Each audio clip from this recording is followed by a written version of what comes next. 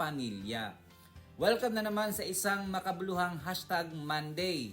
Ang araw kung saan tinutulungan nating maging mas matatag, mas maalaga at mas makadiyos ang ating mga tatay, mister at lahat ng lalaking leader sa kanilang tahanan. Mga ka-Monday, alam nyo ba kung ano ang pinakamahirap patayin na apoy? Hindi yung nasusunog na building, kung hindi yung maliit na apoy na hinahayaan nating magstay sa ating puso. Isang tingin sa bawal, isang baso ng bisyo o isang munting galit na hindi mo pinansin, akala mo kontrolado mo. Pero yun pala, tinutupok na ang pamilya mo. Ayan, welcome sa #Monday dito sa Family Matters. Ako ang inyong Kuya Jerry. Marso na, Fire Prevention Month. Pero ngayong umaga, pag-usapan natin ang spiritual fire prevention. Paano mo babantayan ang iyong haligi ng tahanan status laban sa mga hazard ng buhay? Kaya naman, ang tatalakayin natin ay huwag pabayaan ang maliit na apoy. Ito yung bisyo, galit at tukso.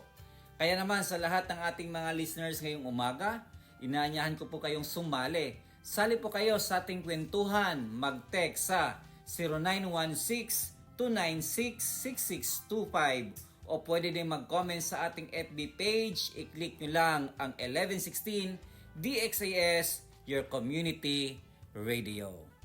Mga ka-Monday, sabi nga sa Santiago 3, versikulo 5, ang sabi, isipin na lamang ninyo kung paano mapagliliyab ng isang maliit na apoy ang isang malawak na kagubatan.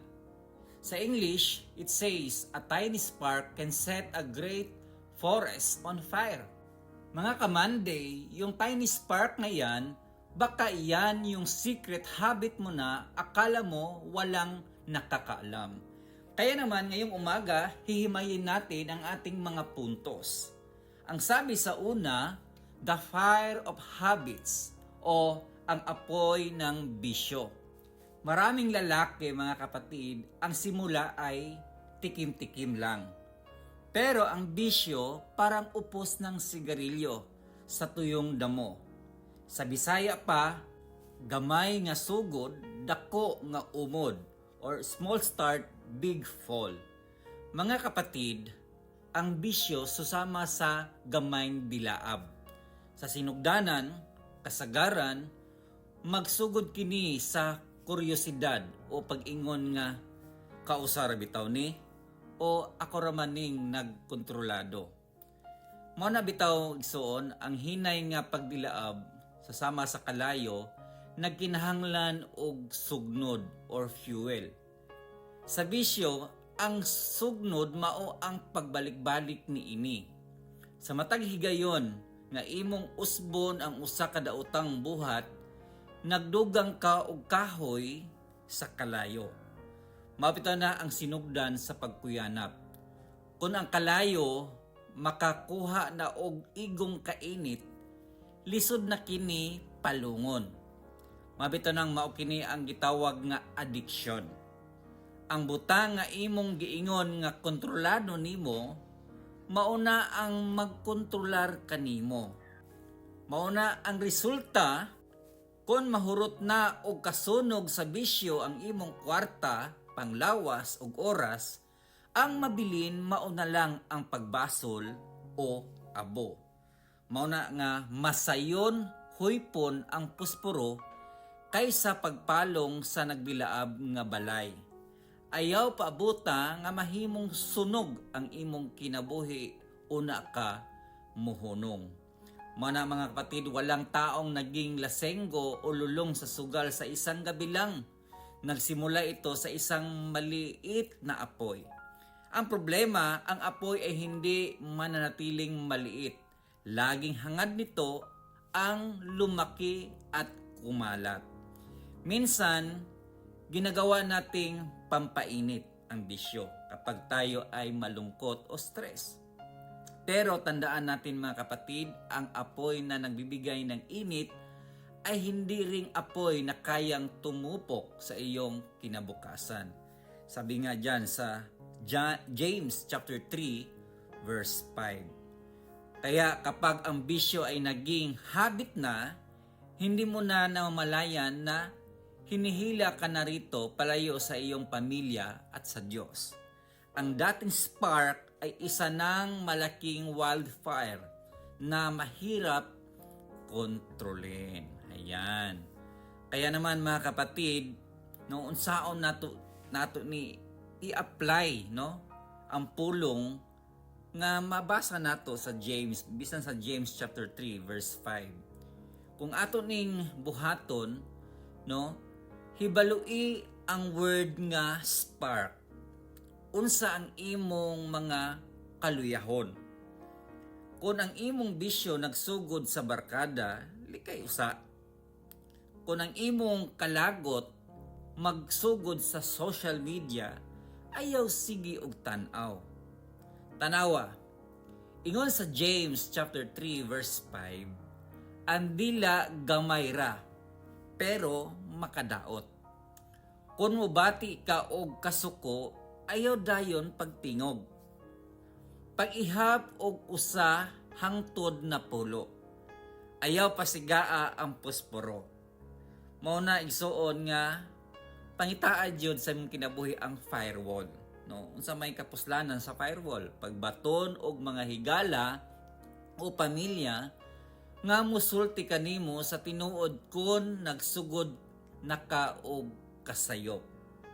Na kinahanglan nato ang uban aron mutabang og palong sa kalayo. Mao na importante sa mga tao nga mutabang sa imuha sa panahon sa mga desisyon nato nga maglisod ta sa pagbuhat. Naa sila.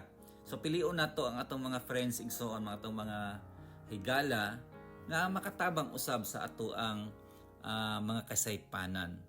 Mabuta na nga huwag hintayin na maging malaking sunog ang isang maliit na bisyo. Kung alam mong nalulong ka na sa isang bagay, ihinto mo na agad habang kaya mo pang i-control. Dahil ang dila natin ay parang apoy, gamitin ito sa pagpapatibay sa kapwa sa halip na paninira. Ang pananahimik sa oras ng galit ay isang malakas na pamatay sunog. Kaya naman mga kapatid, importante ang salita ng Diyos. Ang pinakamabisang pamatay sa apoy ng tukso at galit ay ang salita ng Diyos. Ibaon ito sa puso para hindi mabilis magliyab ang ating emosyon. So mga kapatid, dili pa ulahi ang tanan aron palungon ang kalayo. Ayaw kawala og paglaom kun gibati nimo nga dako na ang sunog sa imong kinabuhi. Ang atong gisgutan diri mauna ang imong bisyo, bisyo man o kasing-kasing nga puno sa kapait. Igsoon ang Ginoo mao ang atong maglilipat or kanang restorer. Kun muduol kita kaniya, kaya niya nga banhawon ang bisan unsa nga nahimong abo sa atong kagahapon. Hinumdumi ang Dios mas gamhanan kaysa bisan unsang tentasyon o kalagot nga imong giatubang karon. Kaya naman may pag-asa pa kahit gaano pa kalaki ang apoy na sumisira sa iyong nakaraan. Kapatid, huwag mong isipin na dahil nagkamali ka na ay tuluyan ka nang matutupok. Ang Diyos ay puno ng biyaya. Kung lalapit ka sa Kanya, bibigyan Kanya ng lakas upang mapigilan ang mga maling hilig at pag-uugali. Hindi ka nag-iisa kapatid sa laban na ito. Ang banal na Espiritu ang siyang nagsisilbing gabay mo para makapagsimula muli ng isang buhay na maayos at payapa. Okay, at yun ang ating una. The fire of habits o ang apoy ng bisyo. Ang pangalawa naman mga kapatid na ating tatalakayin o himay-himayin, itong the fire of anger.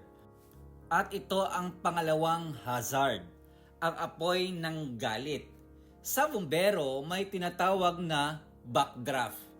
Yung akala mo patay na ang apoy, pero pagbukas ng pinto, sasabog dahil sa hangin. Tayong mga lalaki, minsan akala natin cool tayo. Pero sa loob, may kinikimkim tayong galit sa asawa o sa trabaho. Isang maling salita lang, sumasabog tayo sa harap ng mga anak natin. Mga kamanday, huwag mong hayaang maging abo ang respeto sa bahay ninyo dahil sa init ng ulo mo. Mabito na igsoon nga susama sa usa ka gamayng spark sa uga nga sagbot, ang kasuko dali ra kaayong mukuyanap og manakit sa uban kundili kini mapalong dayon.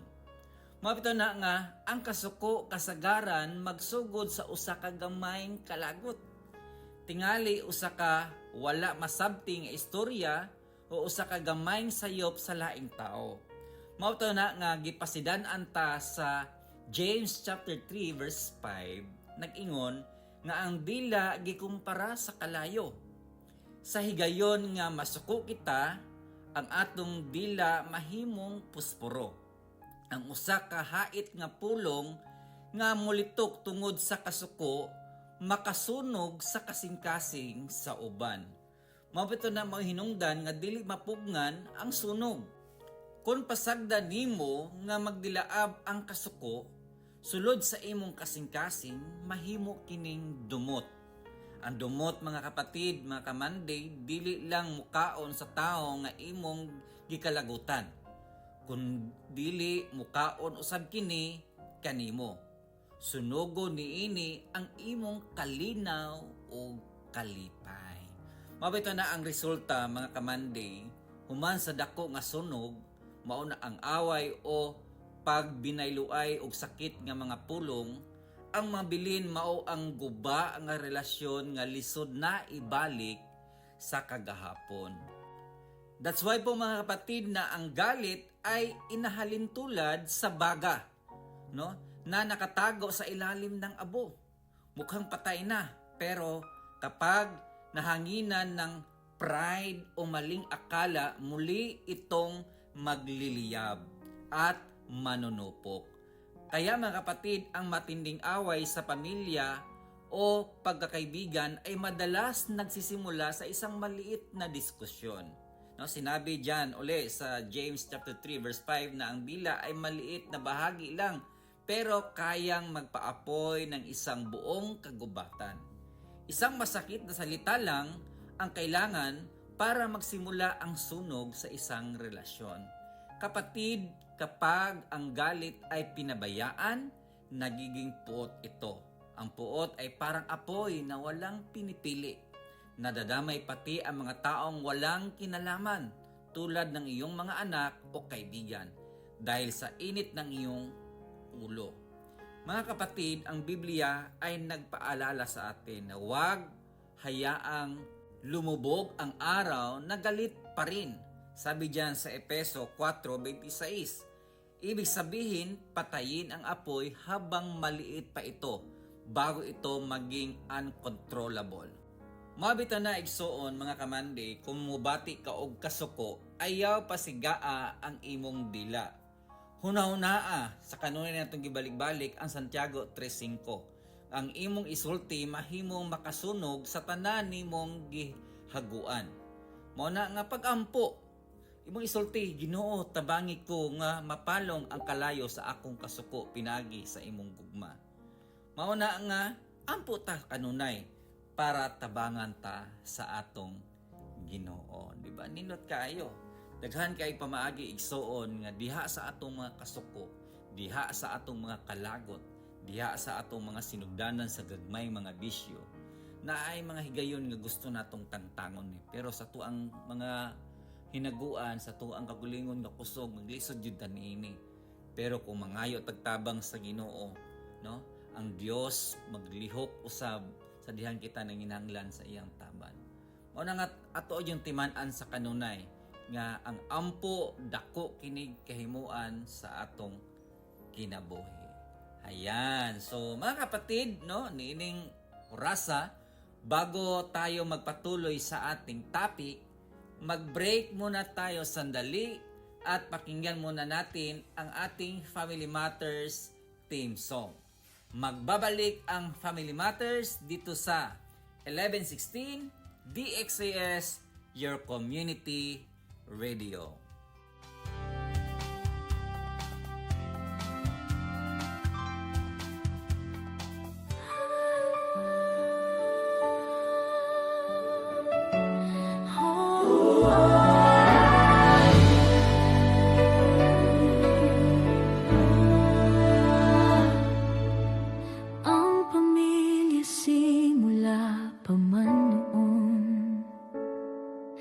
Ang Diyos ang nagbuo at nagdisenyo.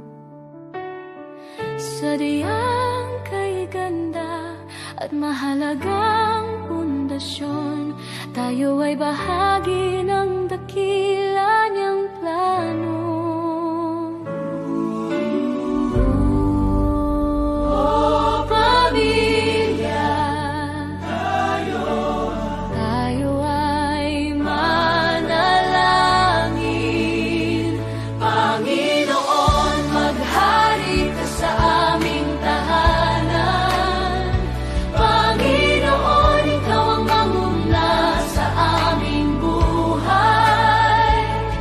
Ang pag-ibig mo ang aming kailangan, ang salita mo ang aming gabay. Kung ikaw ang kasama, sigurado ang tagumpay.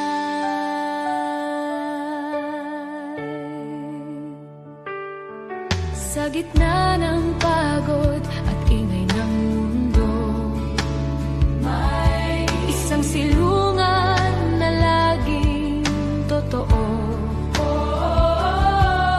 Hindi man perpekto at minsan hindi nagkakasundo, babalik at babalik pa rin sa'yo.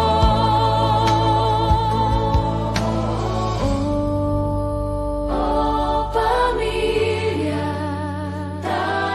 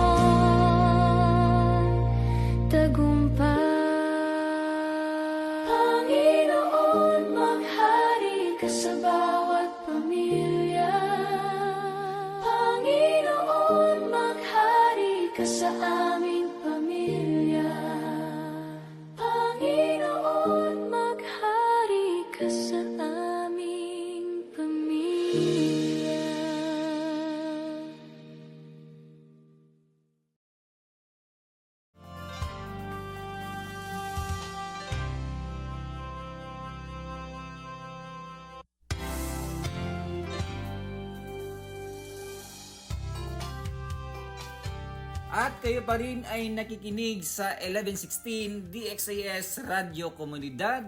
Ito po ang programang Family Matters at ako po ang iyong kasama, Kuya Jerry.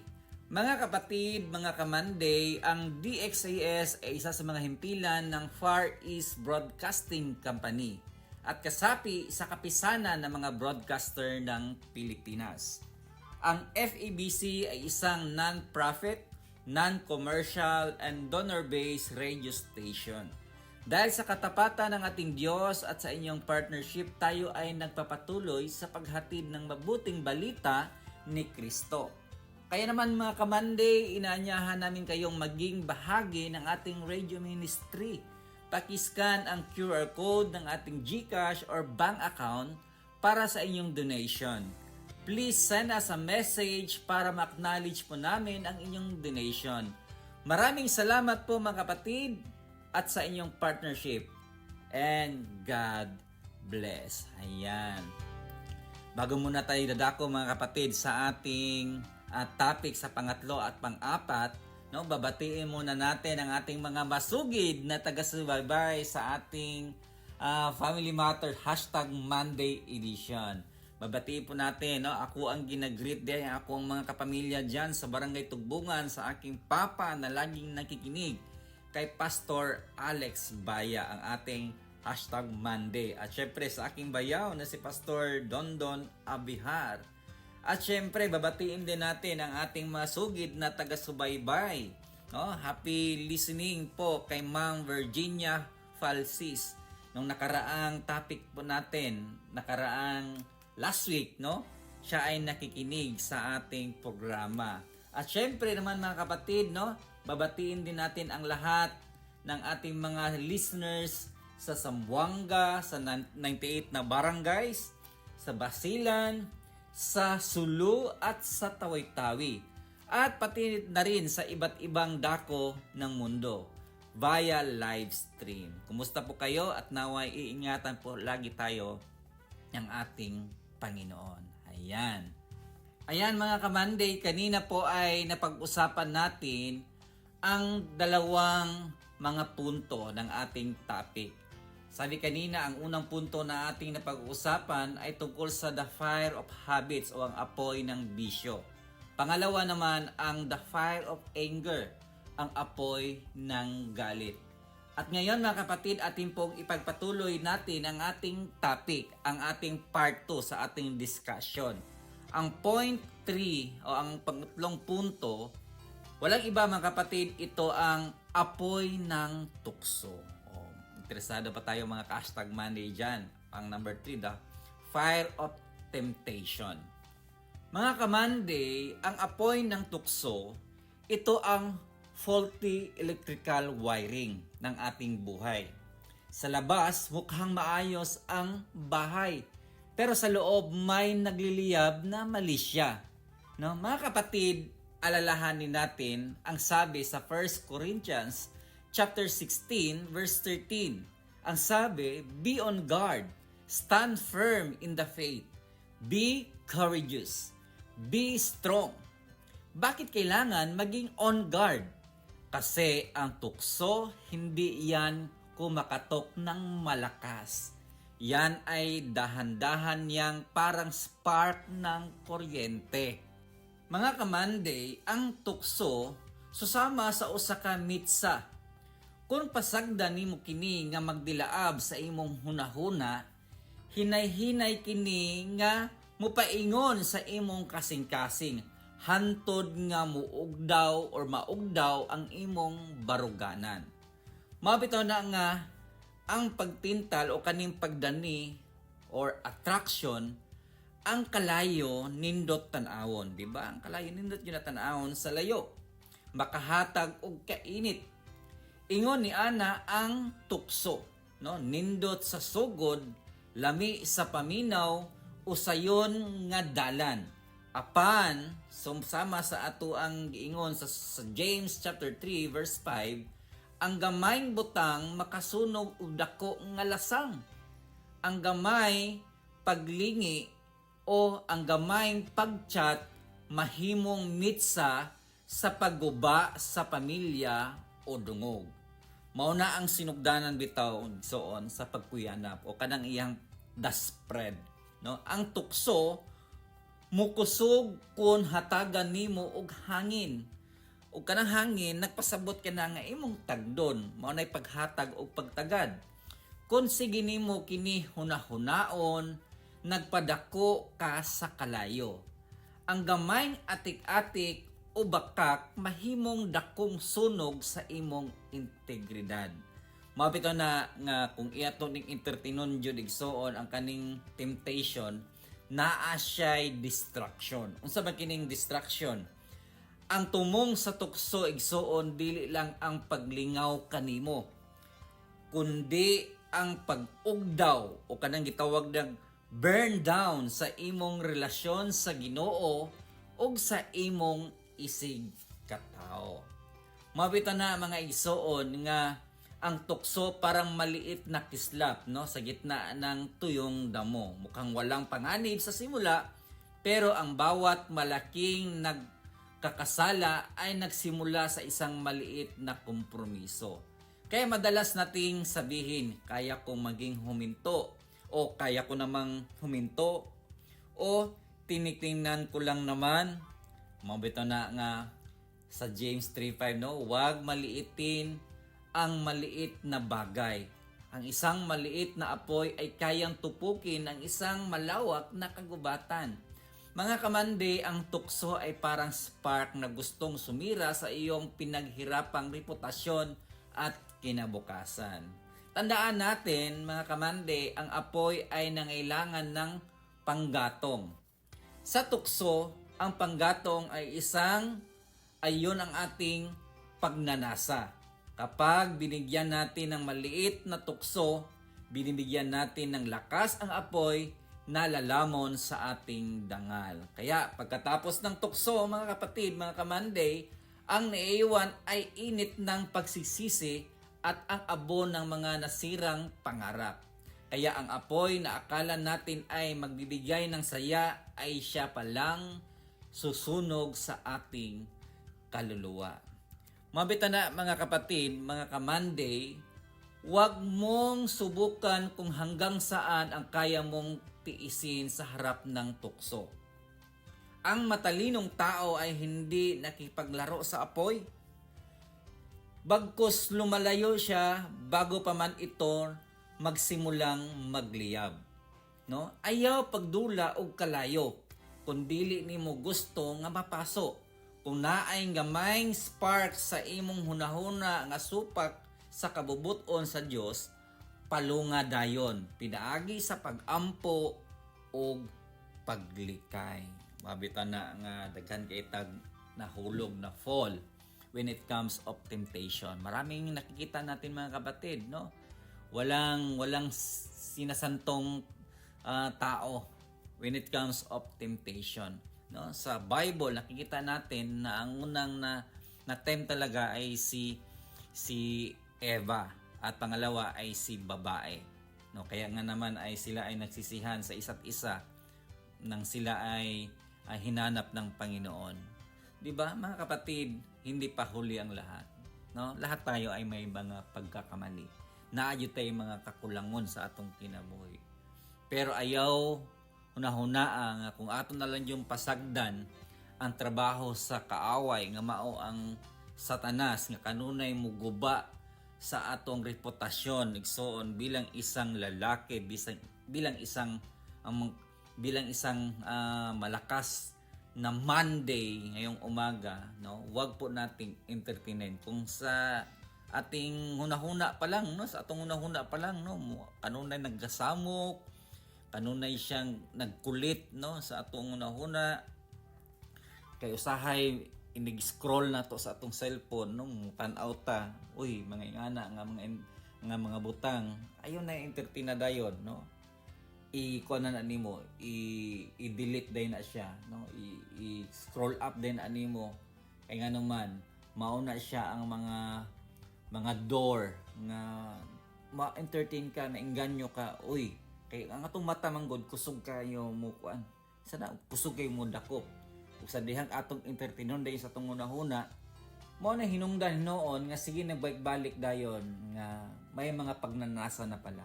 So mahirap po mga kapatid dahil ang Diablo mga kapatid no ay laging bitang kanunay siyang naghatag kanato og distraction paunsa ba yud ta nga mukubit sa iyahang mga pamaagi. Mo na nga ayo taga-iglo na ang buhat sa kaaway.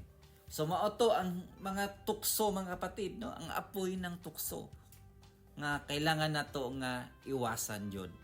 At yun ang ating pangatlong punto mga kapatid. At dadako na po tayo sa ating panghuli at ang pang-apat nating tatalakayin ngayong umaga, itong fireproofing your life. Mga kapatid, paano tayo magiging fireproof ba? Sa fire prevention, kailangan ng water source. Ang tubig natin ay ang salita ng Diyos at ang grasya ni Kristo. Sabi sa James or Santiago 3:5, ang dila natin ay parang apoy. Mga kamanday, simulan natin gamitin ang dila natin para mag-encourage, hindi para manunog ng damdamin ng ating pamilya. Sa kalibutan, mga kamanday, sa construction, ang fireproofing nagpasabot nga ang usa ka materyales gitambalan o gihimo sa paagi nga bisan na ay kalayo. Mao na importansya sa fireproofing. Dili kini daling maugdaw. Sa espiritual nga aspeto, kini ang pagpalig-on sa imong pagkatao aron ang gamayng kalayo no dili makadako. Mao na giingon kanunay sa Santiago, no? So, giunsa nato paghimo nga fireproof ang atong kinabuhi. Number 1, tan-aw nato ang number 1. Paggamit og materyales nga dili masunog. Asa man nato ikutlo na sa Biblia, Kuya Jerry. Makita nato, tan-aw nato ang 1 Corinthians chapter 3 verse 12 hangtod 13. Ang giingon diha nga ang atong binuhatan pagasulayan sa kalayo. Oy, ang ato anang ginahimo, testingan pinaagi sa kalayo. So kung ang imong pundasyon mao ang bulawan, nagpasabot mao na ang pulong sa Ginoo ug dili isagbot mao na ang garbo or pride. So dili ka maugdaw. Mabitan na nga tanaw ni nato unsa nga atong materyales para dili ta masunog. Ikaduha, pagpuno sa tubig. Di ba diha sa kang naay sunog, so ang usa ka bombero no kinahanglan andam jud sa kanunay nga ang ilahang bombero kanang fire truck naa jud nay tubig sa kanunay. Sa tuwa pod kinahanglan naatay tubig sa kanunay, pagpuno sa tubig. Unsa man ang pagpuno sa tubig? Nagpasabot nga ang balaang espiritu. Ang tubig mao ang kaaway sa kalayo, tinuod na. Kung ang imong kasing-kasing puno sa presensya sa Ginoo, ang bisan unsang spark sa bisyo o kasuko dali ra mapalong anuman tungod kay basa. Tandaa. Og presko ang imong espiritu. So dili siya kanang stagnant, kanunay siyang bag-o. Kung naa kay tubig di ay kanunay sa imuhang kinabuhi, di ba? Sa literal nga pagsabot, kung ang fire truck kanunay na ay tubig, bisa na siya'y matigdan nga nay kalayo sa unahan, dali ra kining mapuslan. Ingana po na sa tong kinabuhi di ay kinahanglan nga kanunay tang magpabag-o, kanunay bag-o ang atong unahuna pinaagi diha sa pulong sa Ginoo, pinaagi sa tabang sa balaang espiritu. Mana igsuon nga ikatulo natong tan-awon pod ang firewall. Unsa may pulos, unsa man ang kagamitan sa firewall, no? Ang firewall gikumpara kini sa atong mga prayers or mga pag-ampo. Ang pag-ampo nagsilbi nga koral o barrier sa dili pa moabot ang temptation or ang tukso.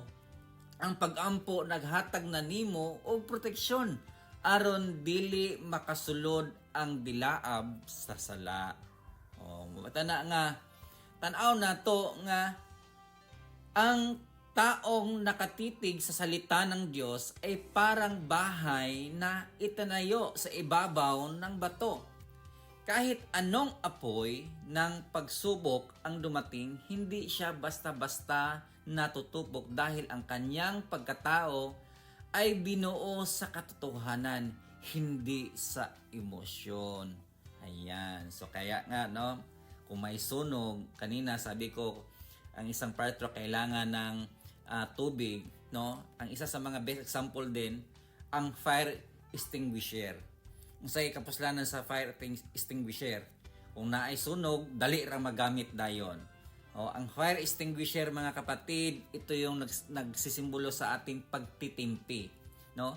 Ang self-control o pagtitimpi ay ang iyong personal na pamatay sunog. Sinabi or sinasabi sa James chapter 3 verse 5 na ang dila ay apoy. Kaya naman ang pagtitimpi mga kamanday, ang siyang pumupigil sa dila na maglabas ng masakit na salita na sisira sa lahat. Kaya naman mga kapatid, iwasan talaga natin yung mga flammables, no? Katubang dali ra masunog, no? Kung ayaw mong masunog, huwag kang lumapit sa mga bagay na madaling magliyab. Kapatid, kamanday, fireproofing means choosing your environment. Pilion yun nato ang atong environment. Mao na importansya yun. Ayaw kag duol. Kung paminaw nimo nga makadaot na siya, ayaw kag adto. Paminaw nimo nga danger na, no? Kung di ba na mga sign tayo makikita ng mga danger na mga sign, huwag kang lalapit diyan kasi danger nga eh. Kung makita natin sa mga high voltage at nakasulat doon danger, huwag kang lalapit kasi makuryente ka talaga, no? Kasi nakakamatay. No, kung kay nakita diha sa dalan nga bawal tumawid kasi nakakamatay, huwag ka talagang tumawid diyan. Kay mamatay jud ka.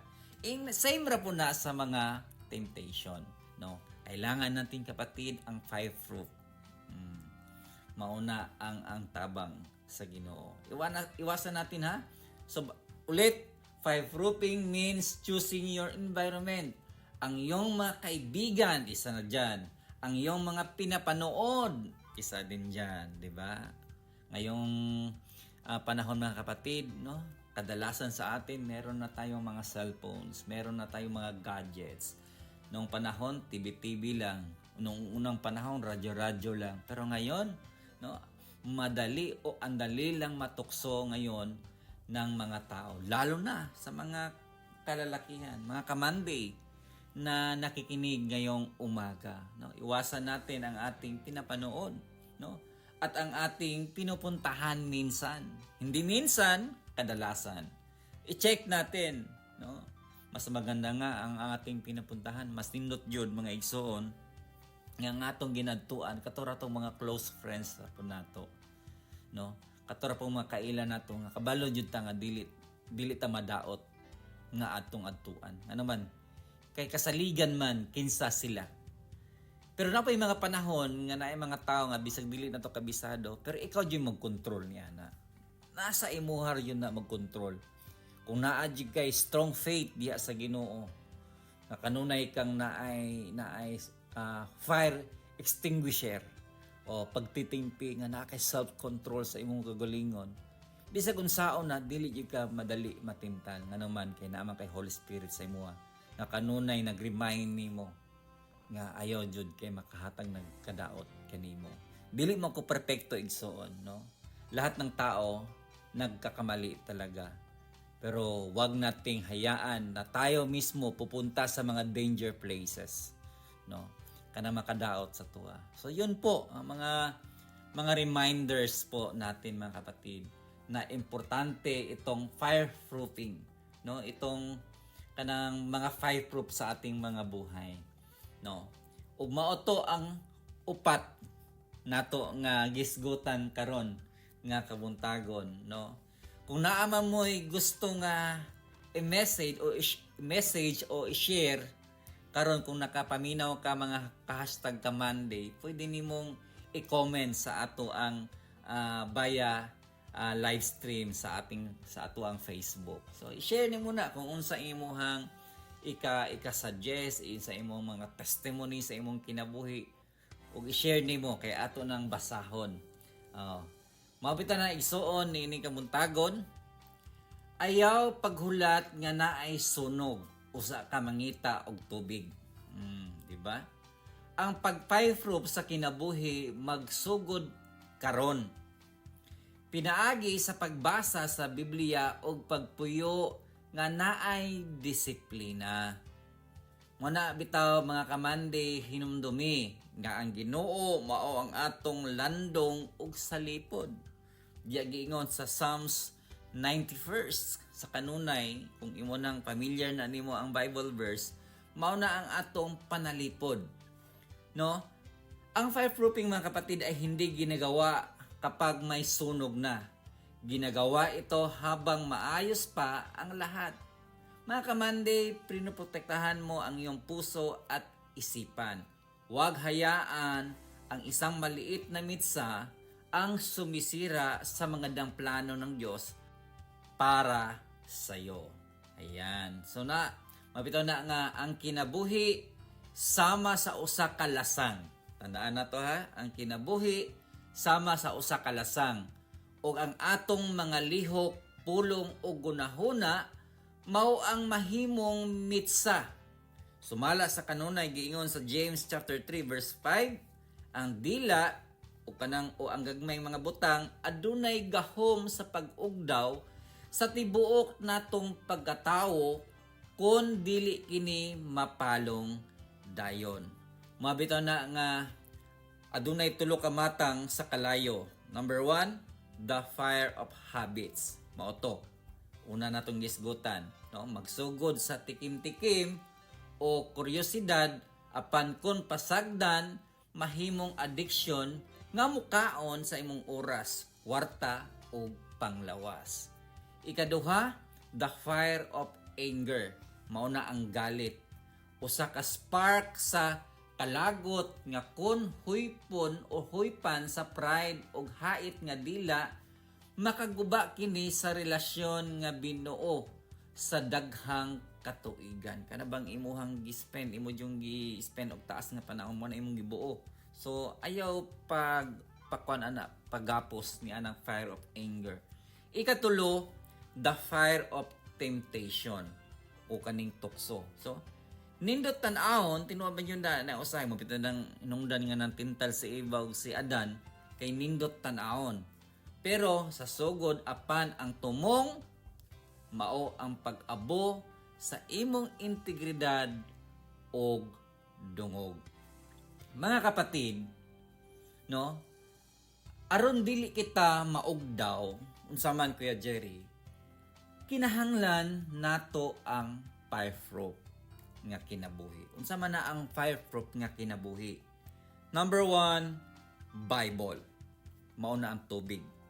Basaha ang pulong sa Dios adlaw-adlaw aron mapalong ang init sa tentasyon. Tandaan natin ha, Bible. Ikaduha, prayer. Unsa man ang prayer? Mao na ang imong firewall. Ang pag-ampo mao ang imong proteksyon sa dili pa moabot ang sunog. Ikatulo, self-control, ang pamatay sunog. Ayaw pasagdi ang imong dila. Hunahunaa, una ka kun makatabang ba or makasunog sa imong gisulti. Mabita na igsuon nga ang gamayng kalayo mahimong kahayag or light kun kontrolado sa Dios. Apan mahimo kining sunog or distraction kung pasagdan sa atong kagulingong garbo. Mga kamande, ayaw paabuta nga mahimong abo ang imong ugma. Palunga ang mitsa, samtang gamay pa kini. So, hayan mga kamande, di ba? Nindot kaayo kung kanunay ta nga mag-amping jud sa atong kagulingon. Kay kini mga butang nga makahatag ka nato kadaot sa atong kinabuhi, dili na lang sa atong kinabuhi, bisa naman sa ato ang diya sa panimalay sa atong asawa, sa imong mga anak. Mao nay mga butang usahay nga ambi natog okay pa, pero ginahini na diay tupok sa kalayo o pag dahatag og kadaot diha sa imong kagalingon. Mao natandaan nato na ayo jud kalimti igsoon. Ug wala lain natong buhaton, wala lain natong adtuan kundi ang makatabang ra jud wala lain ang atong buhi nga Dios. Ayan. Mao na mga kamanday, ayaw kalimot nga ikaw ang magmando sa kalayo. Dili jud ikaw ang manduan sa kalayo, kundi ikaw ang magmando sa kalayo. Hinumdumi kanunay, ang kalayo usa ka maayong alagad, apan usa ka bangis nga agalon. Sa matag adlaw duna kay gahom sa pagpili. Ang gamayng kalagot, ang gamayng tinguha sa bisyo o sa gamayng hagawhaw sa tentasyon. Dili na sila kinahanglan mo dako.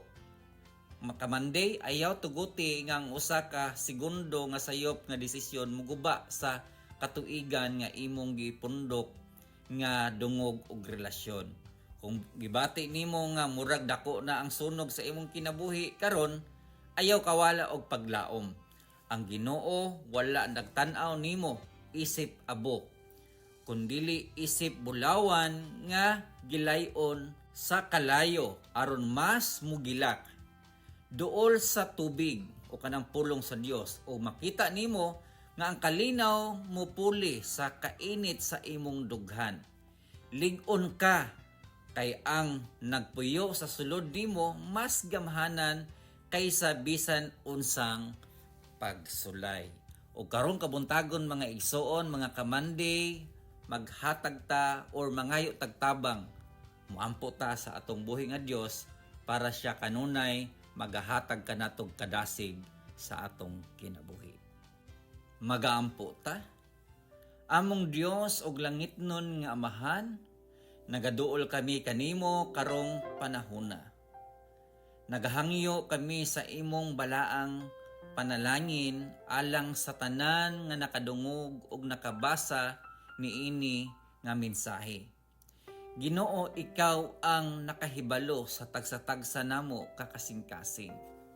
Nakita nimo ang mga gagmayng kalayo nga imong giatubang, ang mga hilom nga mga bisyo, ang nagpahubag sa kasuko ug ang mga tukso nga nagsulay sa among integridad. Among giampo Ginoo nga hatagan nimo ang matag usa ug kusog ug kaisog. Kung kinsa man ang gibati nga hapit na maugdaw sa problema, mahimong pamatay sunog ang imong gugma o grasya. Ginoo, ayaw itugot nga maugdaw ang ilang paglaom. Hatagi sila og kasing-kasing nga mapailubon og dila nga puno sa kaalam. Ginoo, panalipdi ang ilang mga pamilya batok sa mga daotang mitsa nga gustong muguba sa ilang panaghiusa. Himua kaming tanan nga magdadala sa imong kahayag dili sa sunog sa kasuko. Kining tanan Ginoo among isalig gikan kanimo pinaagi sa pangalan ni Jesucristo. Amen and amen. Og didto na human igsoon mga kamanday ang ato ang gihisgutan karong kabuntagon. At syempre ngayong umaga karong kabuntagon ato day ginagreet ang tanan nga mga naga-birthday, tanang mga kalalakihan nga naga-birthday karong adlaw. Og sa katong mga miaging mga adlaw, no, belated happy birthday lalo na kay Kuya Jerry. No, belated happy birthday kay Kuya Jerry. At ngayong umaga mga kapatid, hindi na tayo magtatagal pa, no? Tayo ay magpasalamat na sa ating mga technicians. Magpasalamat tayo kay na Romel Paulino, Kuya Rolando Alfonso. At syempre, abangan ang susunod na programang Radyo Singkauman kasama si Uto Mubin. At tuwing alas 9:30 ng umaga, Lunes hanggang Sabado, mapapakinggan ang Family Matters. Muli po mga kapatid, ako po si Kuya Jerry. Ang Family Matters ay kasama nyo sa pagtataguyod ng pamilyang Pilipino. Magandang araw and God bless. Bye-bye!